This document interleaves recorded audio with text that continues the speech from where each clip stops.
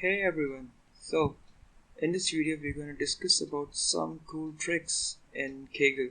Actually Kaggle has rolled up a new feature about the TensorBoard. So we are going to use Pytorch with TensorBoard, and actually you can also use Keras with TensorBoard. That's a similar process, but the major thing is like how we're going to use the TensorBoard within Kaggle. So I found a nice article, actually a nice kernel by this username Shivam1600, which has demonstrated how to use the kernel.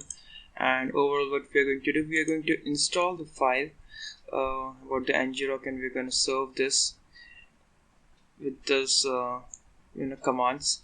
So whatever you're using, the logs directory will be the runs folder, and let's find out what's our public URL.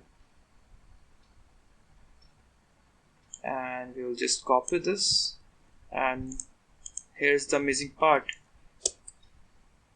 The TensorBoard is being served as a separate website, and you can use it like you're going to update everything over here, and you can use the TensorBoard over here. It's a great utility that I found today.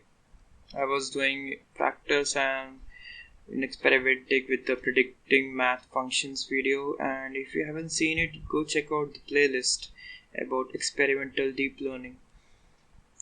And you can see here these were one of my older values, the graphs I've been trying to plot. And let's have an overview. Okay, so it's a basic command. We are actually removing the runs folder and creating again another folder, which should logically clear out the graphs or the yep, it did exactly as we thought.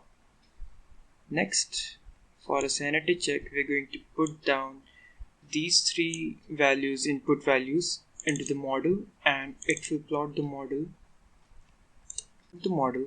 and we can see it itself. Oh, it had some issues. Math 1 is CPU but expected. Okay, yeah, got it. So adding a .CUDA method just worked fine. And what you can expect over here, like most of the people would have used TensorBoard. It's not showing up. Let's see what happened. Okay, yeah, I haven't initialized the writer. Let's initialize it.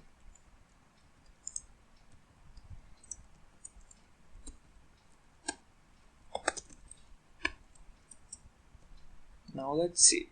So what this code is actually doing, this code is actually importing this summary writer, and we're going to write it in this folder.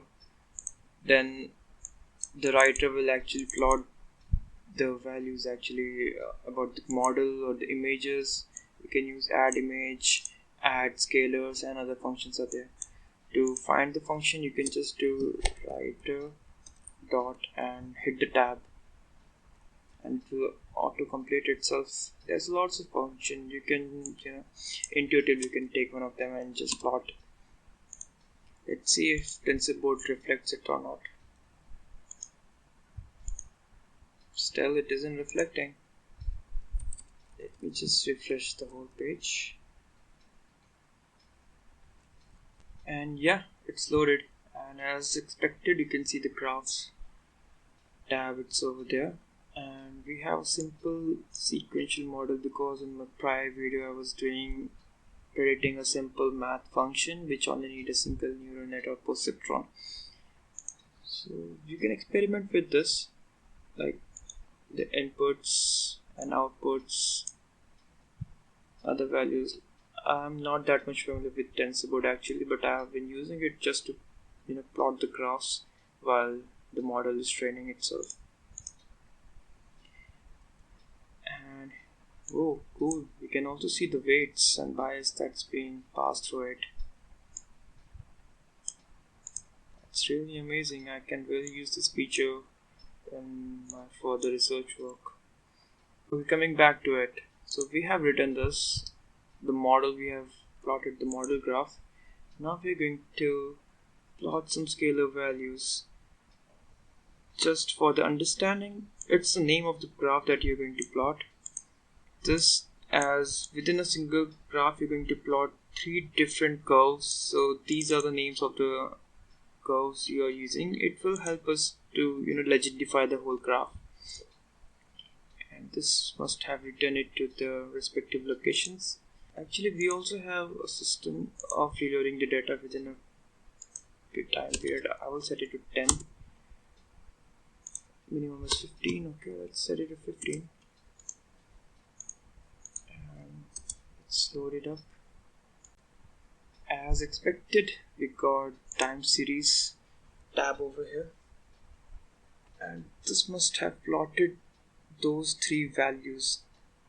See, you can see like we have 3 different curves within a single plot, and it's being plotted with the TensorBoard technique, and this is the name of the curve that's coming up. You can select out the smoothing, factors, histogram, and other different tooltips that's there. Okay, so from next step you have this filter region over here. As remember that we have given them a particular name, I can look for tan x and I can get the graph over here directly. With this, we have reached the end of our video, and we have covered most of our topics and concepts on the TensorBoard, and many of the things you already know and you can experiment it out. So to summarize, we have learned how to run TensorBoard using Kaggle kernel and use it efficiently, effectively, and whatever you want. You can experiment a lot with it and learn new stuff.